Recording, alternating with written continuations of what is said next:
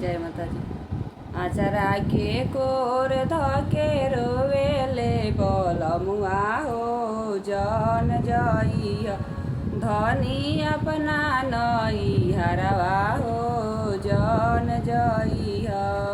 आचरा के कोर धके रोवे ले बलमुआ हो जन जइह धनी अपना नई हरवा हो जन जइह। तोहरा के गरई बधनी सोने के हरवा हो जन जइह धनी अपना नई हरवा हो जन जइह। जब तुहे धनी जइबू नई हरवा हो केकरा संगे हम करब कटनिया हो केकरा संगे हम करब कटनिया हो केकरा संगे।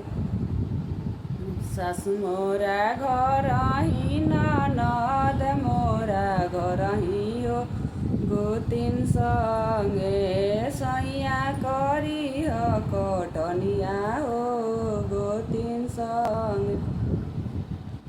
आमा हमरो बुढ़िया बहिनिया ससुर तीन हो जेठनिया हमरो।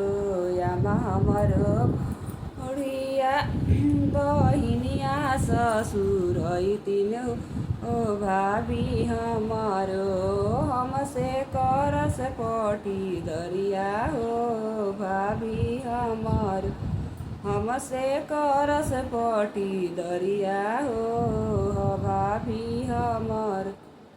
सोनवा के गढ़ई बना जबले सोनवा के गढ़ई बना जबले नाकी के नथियावा हो तकियावा धके सूते के परी सेजिया पपियावा हो तकियावा धके सूते के परी सेजिया पपियावा हो तकियावा धके सूते के परी।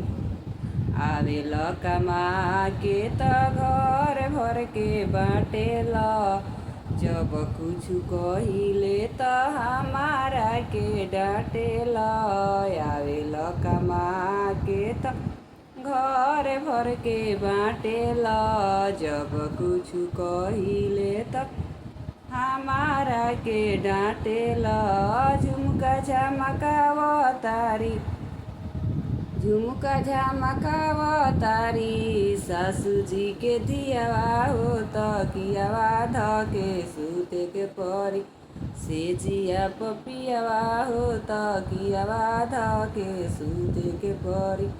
सोनवा के गढ़ई बना जबले सोनवा के गढ़ई बना जबले नाकी के नथियावा हो तकियावा धके सूते के परी सेजिया पपियावा हो तकियावा धके सूते के परी। सोनवा के गढ़ई बना जबले ए सोनवा के गढ़ई बना जबले नाकी के नथियावा हो तकियावा धके सूते के परी सेजिया पपियावा हो तकियावा धके सूते के परी।